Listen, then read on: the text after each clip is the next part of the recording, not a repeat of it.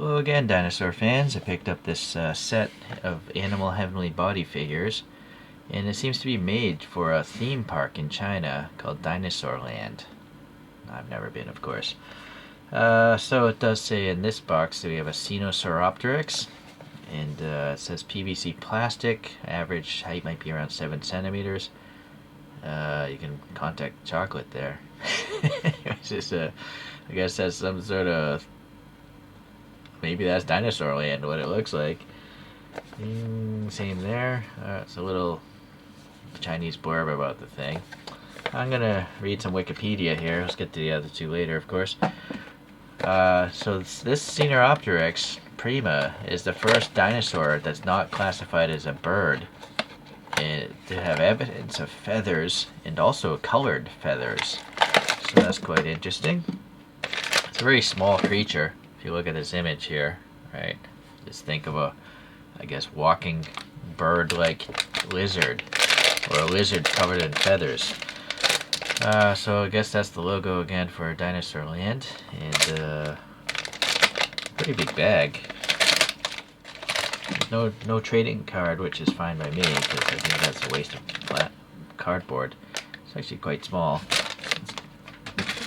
Got this Dinosaur Land thing here, and no peg, which is kind of odd.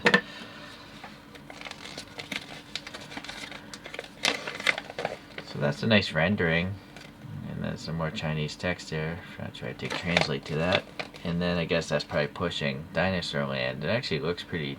It looks like a set for like an old Godzilla movie or an Ultraman movie, but actually is real apparently. Yeah. Well, I don't really feel like going to China anymore, but if I did, I would be interested in checking that out myself. Okay, well, let's look at this thing here. So what's nice about this softer PVC is it's kind of durable. You know, if it fell off of a bookshelf, it's not going to break, right? It's not rigid. It's not rigid plastic. So I'm sure if you abuse the heck out of it, it'll break, but just for displaying with kids, it should be alright. This is a nice touch. On the bottom of this, it's like a adhesive felt pad, so it doesn't, well, I mean, the thing's plastic, but I guess that's a nice touch. So we have these little chicken-like feet with some black painted toenails. They actually look more human-like feet on the back. And it's like green rock with the brown paint wash. The whole bottom is white, and it kind of looks like fur. And then we have this slightly faded orange color here. And then we have some printed with sharp edges banding there. And the paint goes around the whole tail. That's where I guess it was torn off the molding runner. The inside of the hands are white with the black claws or whatnot. That might be a molding flash there. But not too bad, actually. It's actually pretty nicely done. I guess it does kind of look like it could be covered in feathers or fur. And look at this eye. It's very shiny. It's got yellow, white, black, and then a white highlight. So that's nicely done. This is like a smooth skin-like surface here. Same as here. And then we have some sort of scaling, perhaps you would call that. A little actually too much paint there. But all in all, it's well detailed. Yeah, I think there might be a paint wash or something on this, or dry brushing. You know, it looks like there's some darker orange over this lighter orange. Yeah, very cool. Yeah, it's small, and I like it. That's what my channel's called, Small Model Collector. I can collect a bunch of small things rather than one or a few big things. So this little base is nice that it has this, like, what looks like a brass plate. It's just painted on, I think. It's not real metal. And it tells you what it is, so I don't have to put a sticker on it, because I'm going to forget. But naturally, I'm going to have to, well, I kind of feel like they had the height. They could have easily had a peg hole right here in this area, but I'm going to have to use some poster putty. Yeah, so the poster putty did seem to stick to that felt. Seems to work okay. One thing I didn't mention, I guess, from Wikipedia is this thing lived in what is now northeastern China during the early Cretaceous period. So, alrighty. Let us move on here to the next one, which is called Lufengosaurus. I think think that's all pretty much the same stuff. And then, yeah, some other Chinese blurb. And this is the Huine. I'm not pronouncing that correct. Looking at this image here, seems there are, 2 species at least.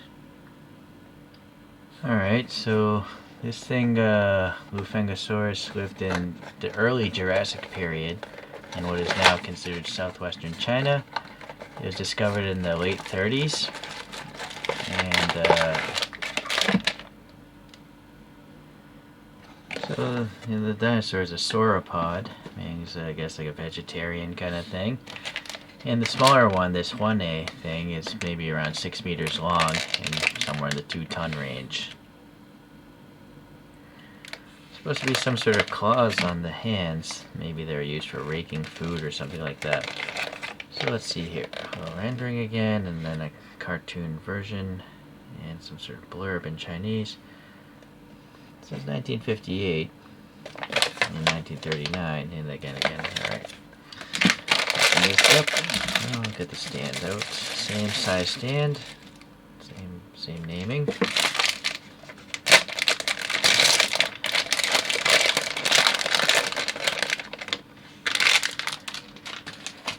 It's kind of interesting that, the things have bases and yet there's a separate stand. Wouldn't it just make sense to have a bigger base and have like this rectangular thing? Just, I don't know. What do you guys think? It just seems like unnecessary to have 2 pieces of plastic if the thing will already stand already. Anyways, the bottom again has that nice felt thing, so it won't scratch up stuff. And this rocky base does look nice. It's got a brown paint wash. Looks all neat. Got some black toenails or claws there. It looks like an elephant, with its skin texture. And look how short that tail has become. It's really funny. Really nice paint, You got the white belly here, and then the blue on top of it. It's nicely done. There's almost no indication of molding flash like the last one. All these wrinkles look really nice. They vary quite a bit. These short front legs or arms have little claws painted. And then you have these like white, actually to the naked eye they're like off-white splotches.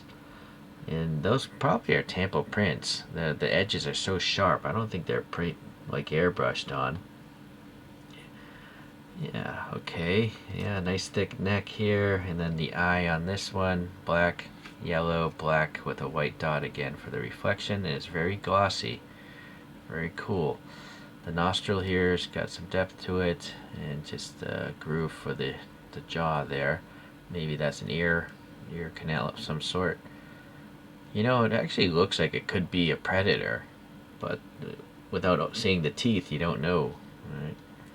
Okay, well anyways, I'll get that some putty on that.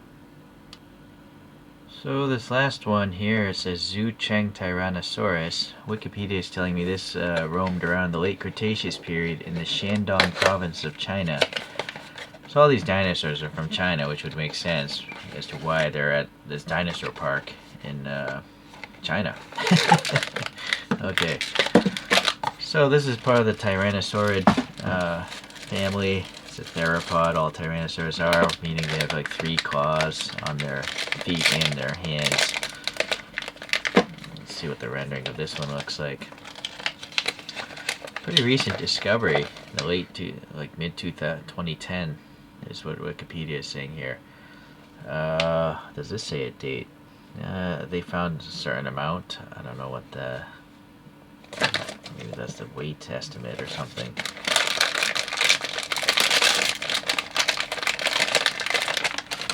Here's some images, by the way. In particular, I like these images. The human. Man, that would let's just all be thankful these things do not roam the earth anymore. We would, we'd either be extinct if we didn't have gunpowder, or we would have killed them all. Alright, well, I gotta say, this doesn't look at all like a predatory animal, right? I don't know what happened here, but this looks like an herbivore. But the box clearly says, and this thing says Tyrannosaurus. But, yeah, when I look at these images, I'm looking at like a variation of a Tyrannosaurus Rex, right? I don't know if I get that. Please leave a comment. Do you think this looks like those images I just showed you? Anywho, this one doesn't have a felt basis. I guess they felt 3 was too difficult. It would just be easier maybe if they had a peg, though. Strange. Again, the nice texture of the skin it looks nice. It looks like an elephant or a rhino or something with its skin. And then it's got this tampo printed like dark brown modeling. There's 3 or 4. Is it 4? This looks like it has 5 digits. So I don't know if that's a theropod or not. Going to Wikipedia. Alright, yeah, the paint is nice here. Although this one does, maybe, I don't know if there's an extra bit of random gunk there.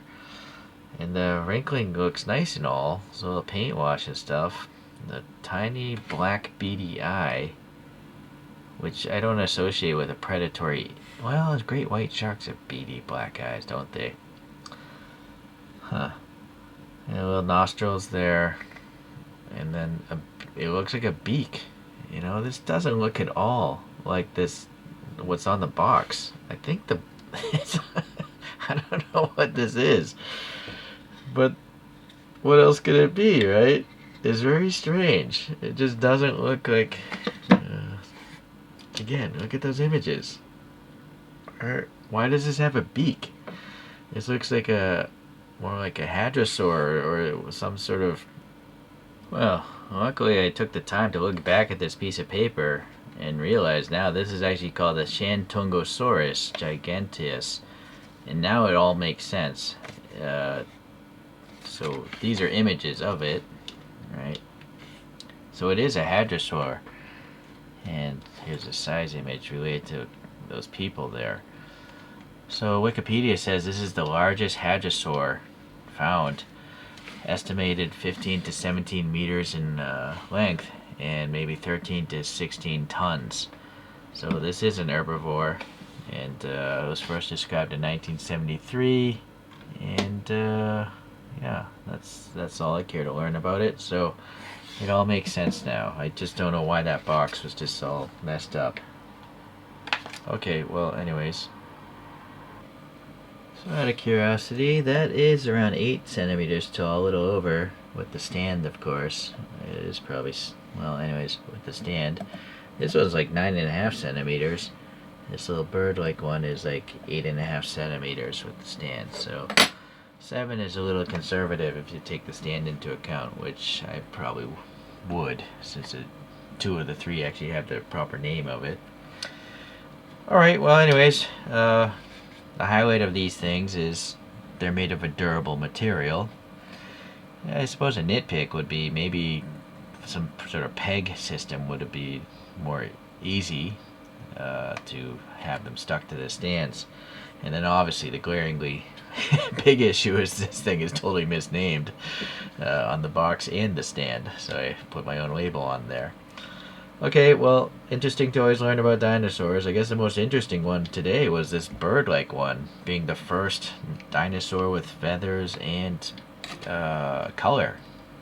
Alright, well, we'll see you in the next prehistoric animal video.